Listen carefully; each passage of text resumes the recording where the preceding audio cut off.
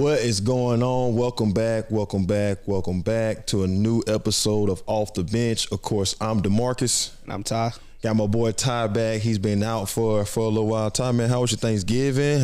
I know you said you had the flu a little bit, man. You been all right? Yeah, it's good. Still in there, but I'm trying to get over it. But Thanksgiving was good. Got to spend time with family in Georgia. Yeah. I love the podcast y'all did that week while I was gone. Yeah. Mr. Horn was pretty good. Yeah. Appreciate it. A lot of people probably be nervous coming on here, but once they get to talking, everything's good. And I could tell he flowed pretty well with the topics and everything as well you hit him with. Yeah, man, because one thing Steve told me, at the end, though, we went and hung out downtown a little bit before he left.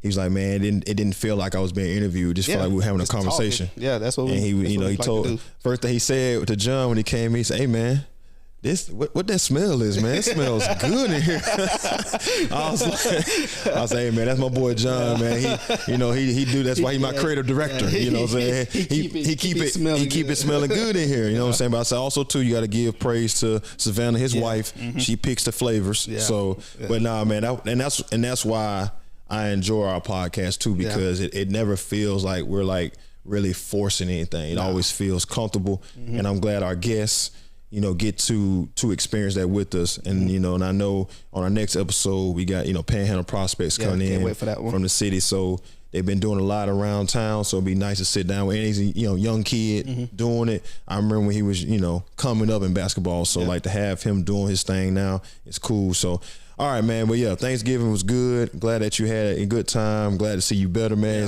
Because it's weird not having you, here and not talking to you and seeing you at church and everything. So it was good to have you, come back. So, all right, man. So let's get it right into it, man. We got a lot on the plate today. Yes, a lot going on. So first thing I want to touch on, man, is the Brittney Griner situation. I know welcome home, BG. Yeah, I know we've spoken on it in the past podcasts, and honestly, in my opinion, I never thought the day would come she would be coming home. Yeah. So touch on that a little bit. Were you surprised about the announcement, or what you think? I was surprised. I just didn't know what the administration was going to do because, as we know, it was a trade involved basically. So I know there's a lot of research and a lot of things going on behind the closed doors that we don't see or don't know about. Yeah, 100%. I was really surprised that it happened, and pretty much it happened so quick, and right before the Christmas time, and right before next season of the WNBA as well. So she set out one season, does that over there. I'm pretty sure she's not gonna go back over there. But I listened to a podcast the other day, the Pivot. Yeah. Shout out to the Pivot. Yo, shout out Pivot. One day we're gonna link up with y'all one day. we get our name, keep building out there. We're gonna get on with y'all. Yeah, and I listened to what's his name? Wallow. Yeah. And he just talked about how it is being, institutionalized, and how your brain and everything works, in prison. And I know she has to adapt, not even from American prison, but over to Russia prison and adapt into the world, into the world over here. Yeah. So I hope everything from now until whenever she steps foot back on court, she gets everything right and gets everything going, not only physically but mentally as well. Yeah. So, and I know her wife and everything and her family is happy to have her back over here as well. Yeah. But I'm happy the administration did it and did what was right. Yeah, because I honestly, I was surprised because, like I said, it came out of nowhere because everything that I have been seeing, hearing, and reading, there was basically no shot. Like Russia wasn't really trying to talk to us about it. Yeah. And I know they had mentioned early in the process of negotiating exchange for the guy that they eventually end up getting, which I know I've been hearing mixed feelings about it. Yeah. Because like I say, when you're talking about somebody that's got the name of Merchant of Death, and putting him back in the hands of Russia, you just the uncertainty of what's going to happen long term from that. Because of the exchange, and I know there's still other Americans over there that we're still trying to get, and I hope we can get all of them back over here. Yeah. Not only in Russia, other countries too. Yeah, and in the world, because it's a global thing. People being held captive, people being in prison for whatever the reason, it is that they're there. It's all over the globe. Yeah. So for her to come home, I was surprised, but I'm glad to see that she's back, reunited. But my biggest thing was, like you said, just the mental stability. Yeah. Because they said she was doing more of like, getting supplies and stuff like that because she's so big compared to the other women in the prison. She really couldn't do what a lot of the prisoners were doing. Yeah. So, but yeah, that's the biggest things, like, you know, her emotional state mentally too. What's going on with that, and then of course getting back into U.S. I'm like you. I don't think she plays basketball this year. I think she goes on a different journey. And I wouldn't be surprised if she don't play basketball at all no more. You know, because of everything she's been through, she might want to say, you know what, I want to be a part of a preventive, you know, like a Maya Moore type thing. Yeah, like Maya Moore. You know, when her eventually husband that she got out of prison for his, you know, imprisonment of his situation. So it'd be good to see, you know, what she does, you know, when she finally does speak. I just hope that whoever is around her, whoever, you know, media, we need to make sure that we give her an opportunity to do it when she's ready. Yeah. You know, don't rush her to do it. So, but yeah, like I said, definitely surprised, but happy to see that she is back. Yeah. All right, so let's just stay in basketball. Okay. Let's go NBA. Okay. So I came up with this first topic, and I know you probably read it. He was like, what do you mean more noise? All right, so question is more noise in the NBA. Now I'm gonna give you a little context so you understand where I'm coming from. So like when I say more noise, I'm talking about when they have a game, let's say 30-point game with this many rebounds or a triple-double or something like that. What player would you say, like when that happens, it's like the most noise in the NBA? I guess it just depends on the streak of the team as well. Okay. Because Luka had, you know, a stretch where he had 6 games with a triple double starting off the season, and you know that was winning, and his name was out there. You know, you have like Ja Morant doing what he's doing, his name is out there. I guess it's just all just depends on who's hot at the moment. As well. I mean, you seen Boston blew out, you know, Phoenix. At home. Yeah, they had them all by 50 at one point. I was like, what's going on? There's no way this is the, you know, Western Conference, you know, almost champion of the league getting beat by 50 at home. You know, and with a healthy team. So I don't know, I guess it just depends on, you know, who's hot and what's going on. You know, you hear a lot of team noise from Boston and, you know, Memphis. And player wise, you know, you seen what Zion did last night. Love it. I love the 360 dunk at the end. I don't care what nobody say. 1 point some seconds left. I love it. Dunk on him. Like he said at the end of the post game, they put my boys out last year. I didn't have a chance to be there. He said, so they did the same thing. I can't say nothing about it. So how do you feel about Phoenix coming at them then? How do I feel about Phoenix coming at them? Yeah. Shoot on the other foot. How do you feel? I don't feel bad. I don't have a problem with Phoenix saying something either. Okay. You know, because I've always said there is a way to win and there's a way to lose. Yeah. And you know, now if he want to, you know, make that last stamp of, hey man, we dominated y'all. I'm at home. This is my fans. Yeah. You know, because even the bench was like, whoa. Yeah. I don't know if you should have did that. Yeah. But I love it, man, because it's the drama. It's the, you know, that playoff basketball feel. Yeah. And then also too, you got to think what Zion's been through. You know, so I'm happy to see his, you know, his passion come out on the floor. And then, like I said, at the end, he owned it. Like, look, that, you know, that might have been wrong. I agree, but hey, man, they put my boys out last year. Does that count as more inexperience of him not playing? I think so. A little bit of that. Yeah. A little bit of that. But like I say, I don't have no problem with it. But I don't have no problem with it. And they play again in a couple of days. Yeah. So they finished their season, their playing before Christmas. Exactly. So like I said, so if Phoenix is up and they decide to do the same thing, I'm not really mad about that either. Okay. So I like that. But who I had in mind, like I say, of course, Luka, Tatum's been balling. But I was thinking about Giannis, man. I watched Giannis. That's gonna be another question. It's gonna spin off on. Because Giannis, man, like when he have a 40-point game, it's like it's just so much dominance. That you see. Like you say, Luka, he does a triple double, and he do have some moments like last night, man. That dunk, like that shocked me. Like I know Luka can dunk, but dunking like that, no. I mean, 6'7". So like even that game, you just watch like how Giannis played in the first half, 5 points, and then all of a sudden he just started. Exploding for 20-some points in one quarter and had a 30-point game in basically 2 quarters. So, like, I just think, like, when it comes to when you start saying, all right, this person had 50, this person had 40, this person had 30, I just feel like Giannis's 50 is just so much more noise and dominance behind it, unlike everybody else. Okay. Somebody just had a 50 ball. Who? I can't think of it. I seen it. Oh, okay. All right, so. Was it Booker? Yeah, I think it was about a couple weeks ago. Booker had a 50 ball, like 50, 52, 53, something like that. Yeah. So Stan, I know you talked about stretch of play. So I don't know if you've been watching Anthony Davis here lately. Oh, he had a 50 ball too, I think. Yeah, he had a 50 ball. So he's been on like I want to say 8 to 10. It's probably between 8 and 10 games where he's been like 30 plus, 15 plus rebounds, a couple of assists, and 2 or 3 blocks a game. Yeah. So what do you think of his play here recently?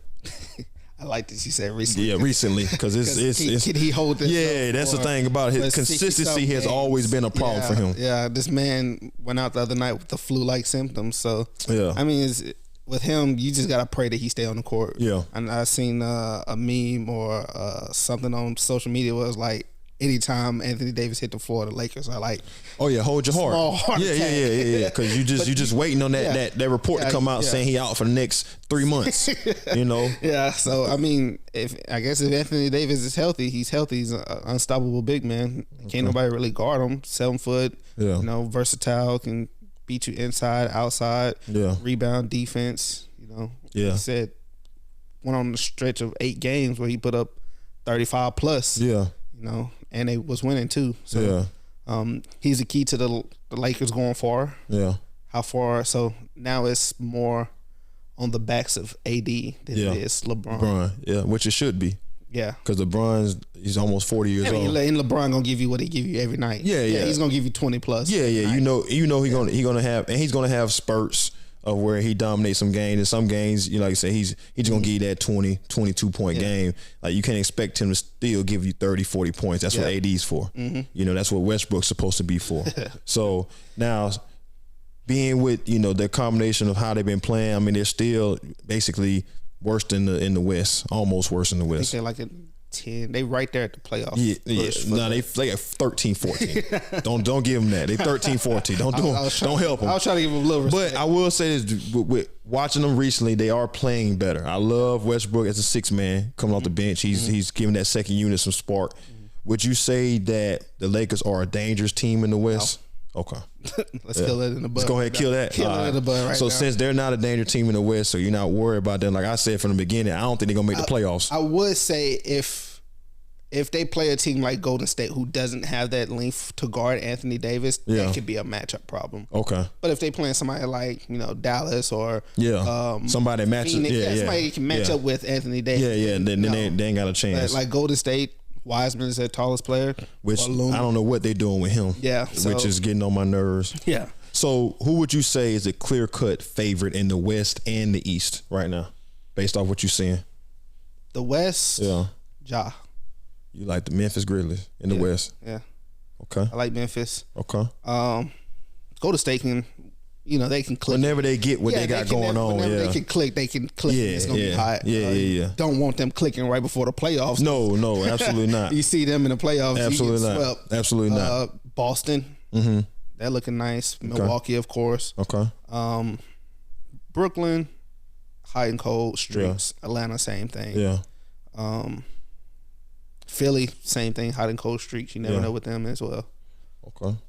Yeah, I would say honestly, bro, I think in the West, I do like what I'm seeing from Memphis. As long as they can stay consistent and they can keep everything up, and stay healthy.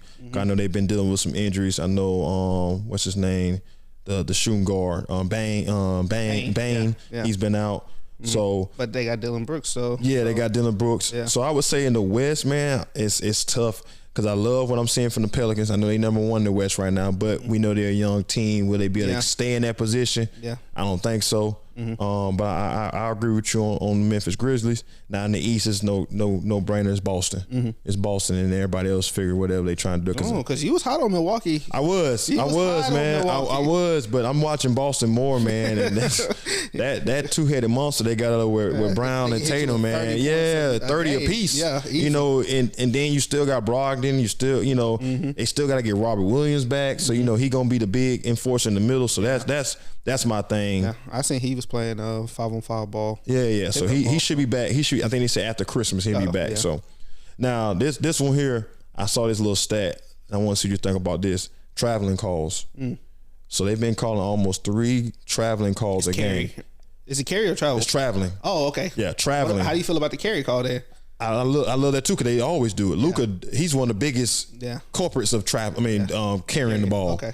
And Giannis. Giannis, every time he dribble, he pick the ball up and throw it back down. Yeah, you posted that on. Yeah, you know what I'm saying. So like, I don't have a problem with the traveling calls. They need to be called. Yeah, they because do. Steph Curry, he's another one. Yeah, his little 2-step side step, he get 4 steps every time. So like, I'm not mad about the traveling call. I'm just surprised that the referee got the balls to even do it. I think I'm not more surprised of the traveling call. Yeah. Like you said, everybody does it. Yeah. They was calling it when James Harden created that little step back. Yeah. That little walk, whatever he do. So it's not hurting the game. Yeah. The carry, yeah. That's the one where it's just like, wow, they actually calling this now. Yeah. Because like you said, everybody just people do it in high school. Yeah. Everybody does it. Everybody does it. Yeah. When do you call it? That's the thing. You call it with 5 seconds left. Somebody's bringing the ball down by 1. Do you let it go? Situational, or do you call it? Or do you call it 5 minutes into the third quarter? Stuff like that. Yeah. So it's just you got to pick and choose your battles with that call. That's true. Because like I say, I looked at the stat too. They were saying that last year, I think they called like 1.5 travels a game. So they really weren't calling it. And same thing with carrying. Yeah. They really weren't calling, but I think they wanted to make a point of emphasis this year to really look at that because, like I say, I think, like you just said, moments of the game, players are getting away with a lot because you're not calling it. So go ahead. What is a gather step? That's the thing that gets me. NBA got a gather step. Everybody else don't. Yeah. What is a gather step? So from what I've looked up with the gather step is, you know, gather steps give you more than 2 steps as a travel. Yeah, correct. But NBA gives you a gather steps would give you 3 steps. So I guess they feel like because of the guys being so big, athletic, and quick, you want to give them. I'll just say like I think it's just to make the game more exciting, really, because like I said, it doesn't make sense to me why you don't let the high school guys get away with it or the college guys, but the NBA guys get away with it. And like I said, I don't know why that even became a thing. Yeah. Because like I say, my whole life growing up, your whole life growing up, John's whole life growing up, 3 steps is travel. Yeah, travel. You know what I'm saying? That's why when I started hearing about this gather step and started seeing videos of people explaining where you get this 1 step, that's your gather foot, but then you still get a pivot foot and then another step after your pivot foot. So the idea behind it makes sense. Yeah. But I'm like, I don't know why you need it in the game because it, like you say, it still gives a player an advantage offensively over the defender. So I don't know why it's a thing, but that is a real thing. Yeah. All right, so last thing with NBA. MVP, who you got right now? Ja. You got Ja? Ja. Okay. Only because give me 3. Yeah, give me your top 3. Tatum. Okay. That third one, I guess I'll ride with Luka. Okay. That's if they can get into the playoff seeds. If they get into the top 4, Luka can be considered playoffs. So right now, they're 10th in the West. Now. Yeah. That ain't gonna work. Yeah. So I'm gonna go Tatum, Giannis, and then I'm gonna go Zion. No Ja? No Ja. Oh, okay. No Ja. So what I was going to ask you earlier, how do you feel about? Do you think the committee shines a light or shines basically a dim light on somebody like Giannis? 1-2 times already. It's like, all right, that's enough for you. Let's get somebody else. Okay. Absolutely. I definitely think that it's one of those things where it's like, man, you're always in the talk, so we don't really need to bring your name up. Yeah. We need to bring other people's name up because it brings spotlight to their team, organization, and then it helps the league. Yeah. Because like I say, you can't deny what Giannis is doing. No, you can't. When it comes to how he leads a team, they either they either number 1 or number 2 in their conference since he's been really rolling. Yeah. And like I say, man, he's just one of the most dominating players in the league, so you can't deny him that. Yeah. But yeah, I definitely think it's the same thing with I was talking to one of my guys at work, Rudy Gobert. It's like they don't really talk about him for a decent player until it's time to talk about a defensive player. Yeah, yeah. And then you look at his numbers like, well, he is averaging almost 3 blocks a game. He getting 15 boards. He's scoring 15 points. Yeah. So who more dominant defensively than him? There is none. Yeah. So I think Giannis getting the same treatment when it comes to MVP. Yeah. Jokic get the same treatment too. Yeah. You talk about like, Jokic is, as unorthodox as he is, he's still one of the best players in the league. And if he's not on the Denver Nuggets, is the Denver Nuggets even talked about? No. Yeah. And the same thing with Ja. And like I said, I like Ja. Nothing against him, but I just think, of course, being MVP, gotta have, one of the better records in your conference. And he's up there. I think he's number 2 now after last night. Yeah. I think it's New Orleans, them, and then it's Phoenix. So he's up there, but still, I think Zion, he's making an impact a whole lot more because you see they're playing totally different. It's still early. Still early. That's what I said right now. We'll talk about it once we get close to the end. We'll see who we think going to actually win MVP once we get more numbers. All right, so let's go to the XFL, man. I'm kind of excited about that. Yeah, I am. Because I'm not going to lie. Before COVID came and knocked them out the way, the XFL, they was having some pretty good games on TV. They was. And I'm excited to see, especially with The Rock, being a part of it now. They just released their new uniforms. I don't know if you had a chance. I didn't see the uniforms. Yeah, so I'm gonna get with John. We're gonna have to have that on the screen for everybody. But they got some real good uniforms. Of course, let me run down the teams with you. You got the Arlington Renegades, DC Defenders, Houston Roughnecks, Orlando Guardians, San Antonio Brahmas. Then you got the Seattle Dragons, St. Louis Battlehawks, and then the Vegas Vipers. Okay. Those are going to be your 8 teams that they got starting off. Okay. So, and they start February 18th of next year, which is right after the Super Bowl, basically. They start up. And they're going to play their game. They haven't released a schedule just yet, but it looks like they're going to play their games on Saturday like they were doing before. Okay. So now with the XFL being back around, like I said, new logo, new uniforms, new ownerships, new coaching, do you feel like this time around the XFL gonna get it right and actually be able to get people to really start taking them serious as a supplemental league from the NFL? Yeah, that's what I was going to say. I think they are, just because it's basically finna form, or what I think the Rock is trying to do is form them into a development league for the NFL, because I think they are going to start trying out new rules and stuff in the XFL first before bringing it over to the NFL. Okay. Only reason why I'm more excited for this is how the AFL did last year. Yeah, the AFL did good, and they coming back with a season 2. Season 2. Yeah. And that's what I want to know, is how it's going to affect AFL and XFL. Because they both play on the same. They both play on the same day, and they pretty much got the same teams in the same city. Pretty much. Yeah. But merge them, and I'm surprised the XFL didn't have a team in Atlanta or. Something like or that. even like LA, California. Yeah. You would think that they had a ton of California, even Miami. Yeah. And like you say, Orlando, but still, I just feel like football wise, South Florida would have been more like Tampa, Miami, and then definitely Atlanta. How do you not have a team in Atlanta? That did kind of shock me. But like I said, DC didn't bother me. The 3 Texas teams didn't bother me. Bother me. It bothered you? Yeah. It's how big as Texas is? I mean, you okay. San Antonio. The uniform straight though, but I ain't gonna lie to you. San Antonio was. That's what I was counting. I'd have been more if it had been like an Austin team. You know what I'm saying? Versus San Antonio. Yeah. But I mean, then of course St. Louis. You know how big they are, a football city they are. So Seattle, football city. Yeah. And then of course Vegas. I would say kind of like the G League, where they don't. With some of the G League teams doesn't play in the same state or city. I would like to see that. Like you said, Austin could have been some team for the Texans. And Dallas, or Atlanta could have been Birmingham. Tampa, Miami could have been Orlando.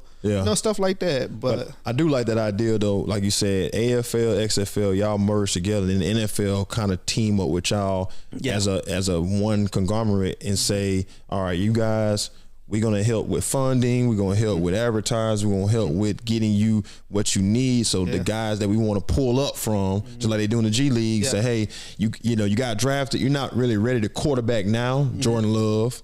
You know what I'm saying? So go down here to the XFL. And play on their roster, but you're playing against NFL talent, so it's not like if you feel like you're getting pushed to the side to go play nowhere. You're still playing against NFL talent, so I think that would be a good. But I am excited for it. Man, it'd be cool to have football still going. After February. Yeah, because it's hard. Yeah, man. Today is killing me right now. Listen, bro. No college football. I might get a good nap today. And I'm glad you brought college football to class. What we're gonna transition to now. Coach Prime. Left Jackson State, went to Colorado. I don't know if you had a chance to see his his video of him talking to the players for the first time. Yeah. You know, his famous saying, "I'm coming." Yeah. So what do you think about Coach Prime in Colorado? I've had mixed feelings about this. Okay. Ever since it came out. Yeah. Only because like I thought it was fake news at first, but nah, I kind of knew it was gonna come. Yeah. But it's just, you know, he preached, you know, HBCUs and give them more looks, and he done that. Yeah. Now that you leave, it's gonna hurt. It's gonna go right back down to where it was. It's gonna hurt. I mean, he did help bring in the HBCU, you know, draft the combine. Mm-hmm. You know, they basically, which The Rock was a part of that too. Yeah. So you know, he brought in stuff, but and also in my head it's kind of like, how much can you do? Yep. So I think his impact has. I think, you know, in the 3 years he was there, he had enough impact where people know now. Okay, there's talent at the schools. I just think, like you just said, I just think that, you know, the media coverage, it's not going to be the same. Yeah. They're not going to be, there's not going to be an eye in the sky on these teams no more. Because not only just Jackson State, but Alabama State, you know, all FAMU, all these teams were getting looked at because of Coach Prime and what he was doing with their program. So he was on ESPN every week. That's what I'm saying. 11 games straight. That's what I'm saying. And his son, you know, getting all that press, and then Travis Hunter. I know his son and Travis, they both going to Colorado, so they finna get put on a bigger platform to help them. But I just think, you know, you say, I think he did a lot. I wish he would have stayed maybe a couple more years and really help build up this, you know, the swag with that. But, you know, hey man, he get to do it on a bigger platform now. I think another thing that kind of got me too. Out of those 3 years he was there. How many Power 5 teams he played? Exactly. He didn't play none. You go 11-0 in the SWAC. With, you know, D1 athletes. You should have had at least one game. Should have had at least one game. You should go 11-0. Well, like I said, I hope nobody's, you know, thinking that next year he's finna kill it. Next year with Colorado, they got an easy schedule. They got a good chance. Pac-12, you know, you losing USC, you losing UCLA. They're going to another conference. So I think him moving in there now is a good time to move in there now. So that way, as the Pac-12 is being rebuilt and everything, he's a part of that rebuilding, and then plus he'll be able to get the better players to come play for him. So he did say something that kind of it got under my skin a little bit. He said, basically, Colorado's been a disappointment for the last 20 years. Mel Tucker was there. He had him winning. Mel Tucker elevated him to Michigan State. It's kind of like, dang, you should have another black guy. That's how it's always been my issue, man. It's like, we got to be careful that when we talking about people, we got to remember it. I mean, you know, you can kind of try to say it's not a racial thing, but it tends to turn into that. Because, like you say, I was having this conversation with somebody else. I was like, man, you know, we always holler we want black coaches in these big schools, black coaches in the NFL, but every time there is a black coach, I see a lot of black players show more disrespect to the coaches than they did to the coach before them. So they looking, okay, so y'all want somebody in like you, but then when I bring them in, y'all don't respect him. So what do? I just don't worry about bringing them in. So I think we got to remember that. It's like, as our platform and our opportunity grow, remember to say, you know, hey, y'all were losing. I'm here to help bring the winning back that was here. That's a better way to say it than just talk down about, oh, y'all been sucking forever. For 20. Because like I said, I remember a time when Colorado was good and he was part of that. So that's why I say, and then like for them to go, you know, have a record like they did this past season, they can't do nothing but go up. You know what I'm saying? So, all right, so let's go through the Heisman finalists, all quarterback edition. First time ever seen this. So who you think gonna win the Heisman? Out of the quarterbacks, I got Caleb Williams as my pick. I want him to win, but I think after that Big 12 championship, I think Max Duggan got it. Really? Yeah. You think Max? Just because he pretty much left it off. Both of them left it off. Because I want to say Caleb was out there with one leg now. He's out there with one leg, still throwing that ball down the field. It's kind of also with the thing was, you know, Caleb Williams played Friday. Max Duggan played Saturday. Which one they gonna remember more? They gonna remember the Saturday game. Yeah. Because like I said, that kid, he died. He about died. He did. And then I come to find out, I want to say last year he had an issue with his heart. Yeah. So I'm like, for him to be doing all that with a heart, problem a year ago. Yeah. Yeah. That kid definitely, he showed me something different. Yeah. But I don't know if that one game will be enough to outweigh what Caleb Williams has done for a whole season. I don't think that either, but they did go 11-1. That's true. They got a better record. Yeah. That's true. Max Duggan. I like I said, I'm rooting for Caleb Williams. Yeah. I feel like he should get it. Yeah. But I feel like the committee is going to give it to Max Duggan. Yeah, because I think, with CJ, I think he's in there just because of last year. Yeah. Because I feel like last year, to me, he had a better season than he did this year. Yeah. The way he played. And then, of course, what's the boy name from Georgia, Stetson Bennett. Yeah. It's like, that boy, 25 years old. Yeah, man. I'm like, Stetson just don't do it for. Somebody say like 25 years old. Yeah, I mean, he a grown man playing with kids, man. Like, it just don't do it for me. Yeah. So that's why. But I would say, I think Caleb, and you think my man from TCU. Okay, yeah. So let's go predictions. Out of the 4 teams, you got Michigan, Alabama, TCU, and then of course now you got Ohio State. Who you think wins the semifinal game, and who you think wins the championship? I got Michigan. Okay. And I got it close in what people think. With Ohio State and Georgia? With Michigan and TCU. Oh, TCU. Yeah, Okay. I got Michigan, TCU. I got Michigan closer than what people think. Okay. Only because they got their wide receivers. They don't have anybody, on the outside smaller than 6'5". Yeah. That wide receiver. Okay. So it's going to be a matchup problem. They like to throw it. And Michigan, they run game, though. I think that's what's going to be a problem for TCU. Because TCU had a problem with Kansas State run game. That's what I'm saying. So I think Michigan defense need to stand 10 toes down this week. Okay. And Georgia and Ohio State, they're playing in Atlanta, right? That's home field. All day. That's home field. It might be a blowout. Yeah. I think I'm with you. I got the same pick. I got Michigan and Georgia. I think Georgia take care of business early and it turned into a real bad problem for Ohio State. And then, of course, I think TCU and Michigan will be close. I can see it being like a field goal type game at the very end for Michigan. Yeah. But then now as for the championship, I got Georgia. I got Georgia. Yeah, I got Georgia. I mean, no matter where you put it. Yeah, no matter, because like I said, their defense just. Granted, I know Michigan wants that revenge game. But I don't see it happening at all. Now, staying with the playoffs, what do you think about, real quick before we move into our last topic, topic group? What do you think about it going 12 teams in 2024? I love it. I love it too. They need it because I think, especially this year showed you how having 12 teams would. I don't know if it necessarily fix things, but I think it would make things more interesting. Yeah. Because, like I said, Alabama, if this was next year or 2024 season, Alabama would be in. Yeah. Tennessee, even with them losing their quarterback Hooker, they still be in. Yeah. So then you get to really see, I think, a full scale of all these teams that lost maybe 1 or 2 games. Yeah. Give them a chance to still have a chance to make it to the championship. Yeah. Now, I know they said the top 4 teams will have first round buys. They will. Okay. And then they'll play the 5 through 12. They will play at the higher seed home field. Yeah. So I like that too. And then the next round will be bowl games, and the round after that will be another bowl game. Pretty much. I like it. Do you think Bama should have got in? No, absolutely not. Why not? Because Ohio State lost in the championship to Michigan. They lost week before. Got blew out, but right before. Yeah, but they lost to Michigan. Yeah, a rivalry game. Not mad about that.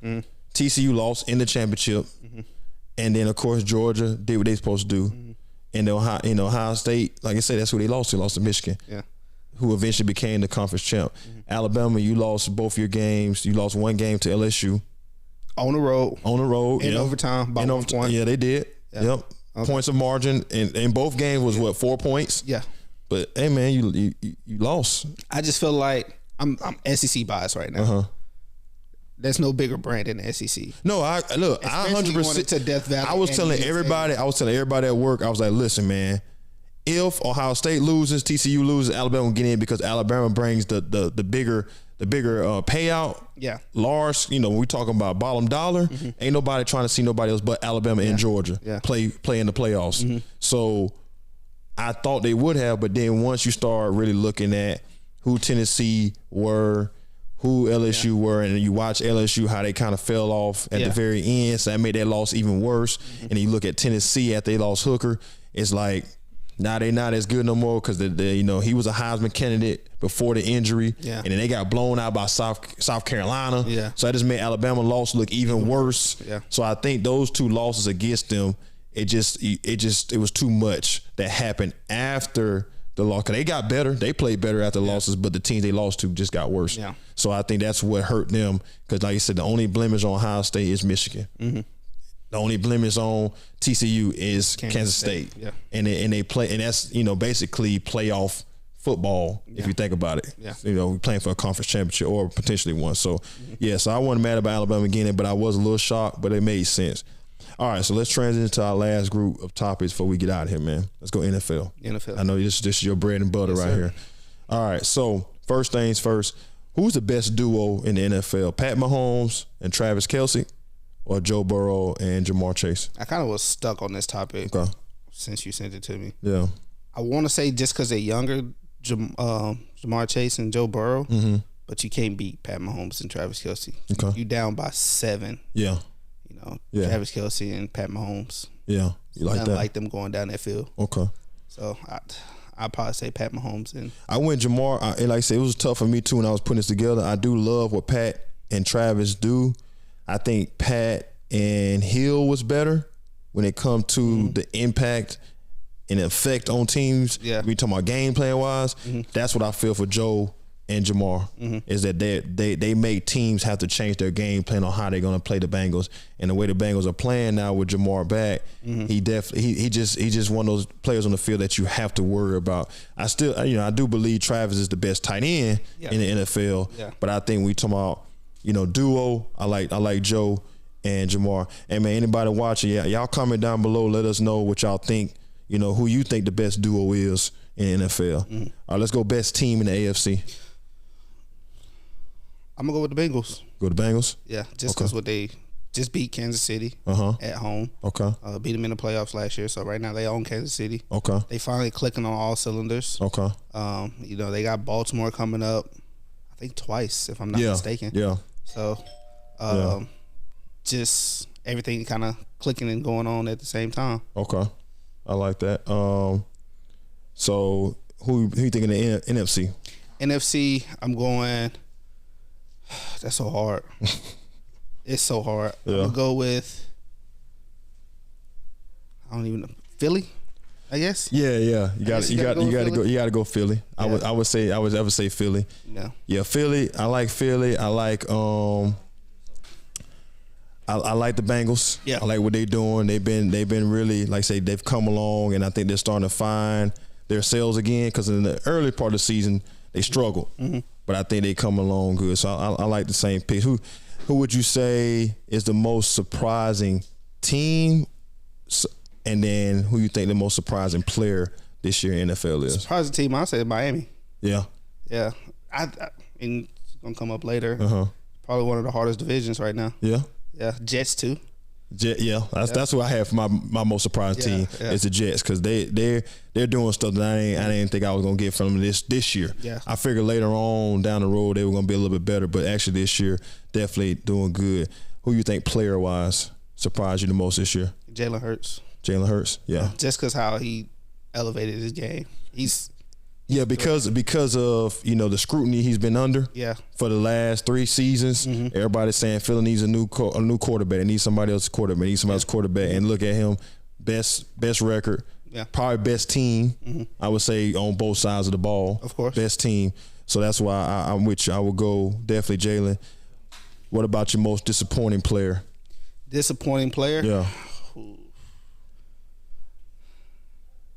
They clicking right now. But I would say Zeke. Really? Yeah. That's your most disappointing player? Right now, because look what Pollard doing. Pollard is outshining him right now. Zeke didn't even start this last game. Listen. I can't give you that one. I'm giving it to him. You trying to tell me he's Ezekiel Elliott? Wait. So you 1-2 punch. So you're trying to say Ezekiel Elliott is more disappointing than what that boy Russell Wilson is doing over in Denver, Colorado right now? Is that what you're trying to tell me? I forgot about Denver. $250 million, and that's what you're getting from him? I wasn't even thinking. Come on, man. Come on now. Yeah, I forgot about that. And I put him in player and disappointing team in the NFL. That's the worst. That is the biggest thing I'm seeing in the NFL that I cannot stand. I just feel like with Zeke, they're still winning though. They're still winning, but So what are you wanting from Zeke that he's not doing? I want Zeke to be that one running back that he was. I feel like he's falling off now. I mean, like I said, they're winning, but I feel like That's Tony a tough Pollard one, man. is starting. All right, so right now, you Cowboys. Okay. Tony Pollard got to get paid. Yeah. I'm paying Tony Pollard. I am paying him. Keeping Zeke? Yeah, I'm keeping Zeke. One of them got to go. I'm keeping Zeke. Zeke can't go nowhere. You got to keep him. He just don't get the same paycheck that he got 4 or 5 years ago. Zeke out of there. Okay. I can't. Oh my God, you killed me with that one, Ty. All right, so staying with the Cowboys. Okay. I don't know if you saw it, but the Jerry Jones photo. There's so much scrutiny going on with that. What you think about that? I think just to kind of go ahead of you. That's a touchy subject, right? I think it's a touchy subject, but I'm glad that it was brought up because I think it's the hypocrisy and all of it that we're trying to point out, or people are trying to point out by bringing that photo up. Is that yes, he wasn't doing anything in the photo, but he's there. He's there, yeah. And we don't know what happened. Because like I said, he's in the crowd, so obviously he goes to that school. So I'm sure some of them guys and girls that was doing all the harassing of the other black kids trying to go to school, he knew those people. Yeah. Now, like I said, we don't know what he did. Only person know is Jerry Jones on what he actually did in that mob. But like I said, I think the energy of him speaking on it and him needing to say, hey, I know I was there, but I don't believe in this. I think that energy needs to be there for him, like it was for Kyrie, like it's been for any other situation. Yeah. So I just think that people not talking about it and not standing up against it. Yeah. That's a bigger issue that we're trying everybody to get to understand that yes, it was years ago, not condemning him for being there or being a part of it, but it still needs to be addressed, just like all other topics are addressed. He hasn't said anything. He hasn't said nothing about it. I haven't seen anything.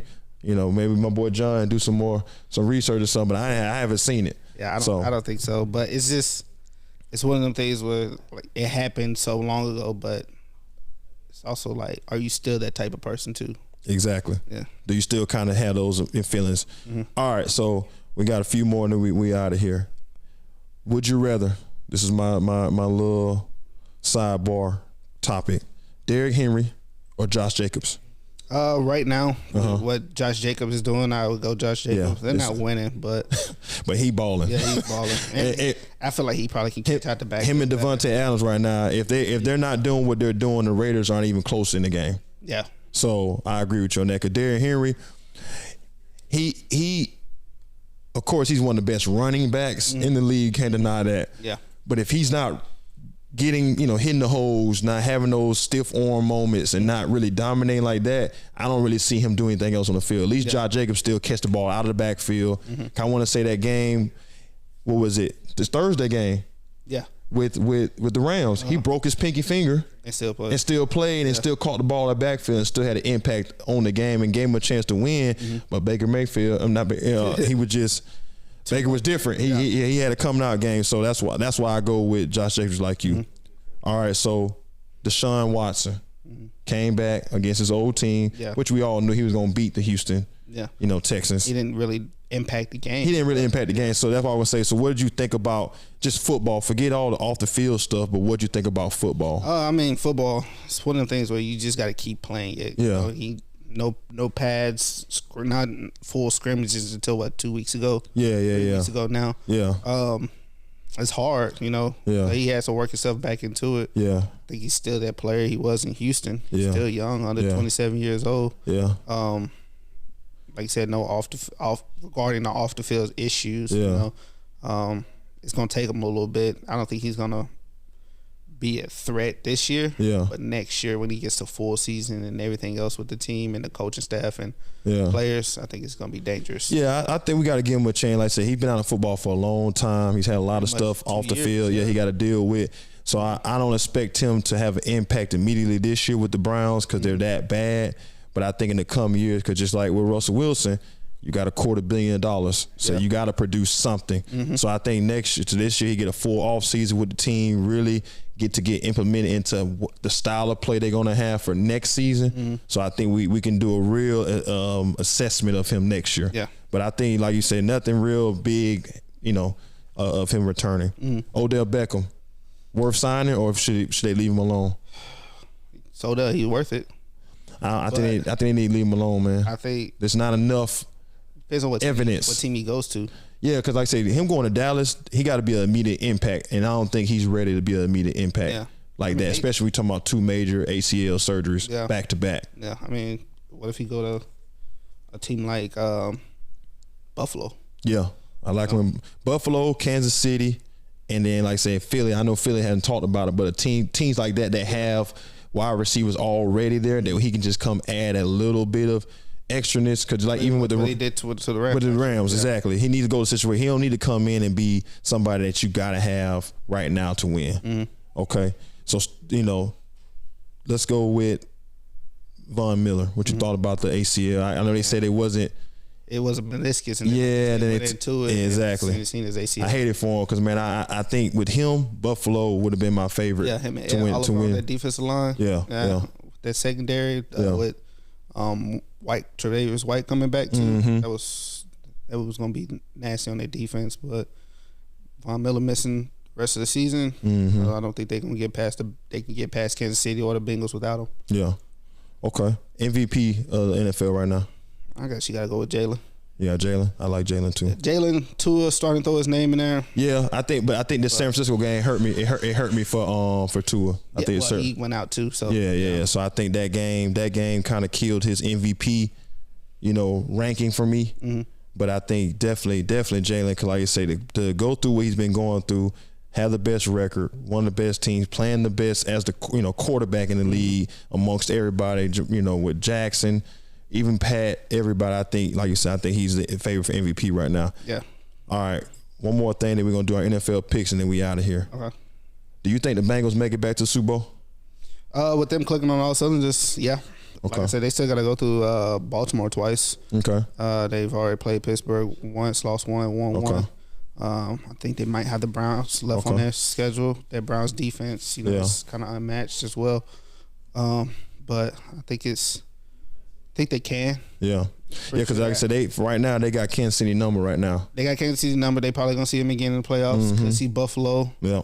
But like I said, right now, even without Jamar Chase, they were still winning. He come back and had a crazy game against Kansas City. Okay. So. All right, I like that. I'm with you. I think the Bengals. If Buffalo was Buffalo was my pick, but like I said, with them losing. Von Miller, I think, Bengals going they got a chance to make it back as long as they keep playing the way they playing. All right, let's run through these picks, man, and we're going to get out of here. All right, first game you got the Jets versus Buffalo. Jets and Buffalo? Yeah. Where at? They're at Buffalo. Buffalo. Yeah, I like Buffalo. I think Jets defensively they're gonna be all right, but like I said, they still dealing with that quarterback issue. Like that matchup, Sauce Gardner. And because last time they played, Stephon Diggs had him looking silly, running around in circles on the field. So I want to see how Sauce recovers from that. Second game, we got the Browns at the Bengals. Bengals. Okay, I got Bengals too. Third game, we got Houston at Dallas. Dallas. Yep. Big Cowboys. Yep. Fourth game, you got Minnesota at Detroit. Yeah. That game was not as easy. Yeah. Even though, like I say, even with the Vikings being 10-2, it's not a real 10-2. Yeah, exactly. It's not real 10-2 for me. A diehard Minnesota fan about all the time. He's like, as long as Kirk Cousins not their quarterback, he don't believe it. Yeah. So I got Detroit, man. That's who I picked. It's in Detroit. Yeah. It's a 12:00 game. Kirk Cousins. He typically plays. If it's on TV, I'm going Detroit. Okay. Yeah. Kirk Cousins can play all the time. It's on Fox, so yeah, he might be good. All right, so then you got the Eagles at the Giants. Eagles at Giants. Yeah, Eagles. I got Eagles all day. I think the Giants finally starting to come back down to earth and be the team that we always thought they would. Especially them vamping up that defensive line, signing, 2 interior defensive tackles. So yeah. Okay. Then you got Baltimore at Pittsburgh. Pittsburgh. Okay. I forgot they ain't got Lamar. It was a little tough until I remember. Yeah, Lamar out. He out for the next few weeks. So, all right. Then you got Jacksonville at Tennessee. Jacksonville. Yep, Jackson. You got Jacksonville. You got Jacksonville. Jacksonville. Wow, I got Tennessee. I got Jacksonville. Okay, all right. I said it. Case. I mean, this is a given. KC at Denver. KC. Yeah, it ain't even close. Big. Then you got Carolina at Seattle. Seattle. Yeah. Yep. Buccaneers at San Francisco. Buccaneers. Yeah. I got San Francisco. I think their defense, man, they've been But Mr. Irrelevant? Yeah. Okay. Yeah. All right. I give you that. Miami at the LA Chargers. Miami at Chargers. Yep. Miami Chargers. Chargers. Yeah. I like Miami. Miami. I think Tua bounced back. I think he got hurt, but I think he all right. I think I bounced back. All right. Then you got the Monday Night Football game. You got New England at Arizona. Do I gotta watch that? Man, I'm not watching it. I'm not watching it, but I'm picking New England. Okay. Yeah. I'm going. As long as B-Hop do good for fantasy, I'm good. I don't care about to win the game. I just need him for fantasy. But I'm going New England for my pick. Call of Duty out. Call of Duty.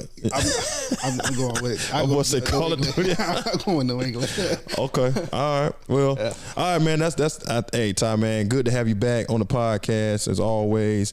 Enjoy. Hey, man. As always, thank y'all for watching. Make sure you like, subscribe, share, comment down below. Let us know what you thought of these topics today. And then, of course, on our next episode, we'll try to implement them for the future episodes. But as always, man, we'll catch y'all on the next one. Until then, peace.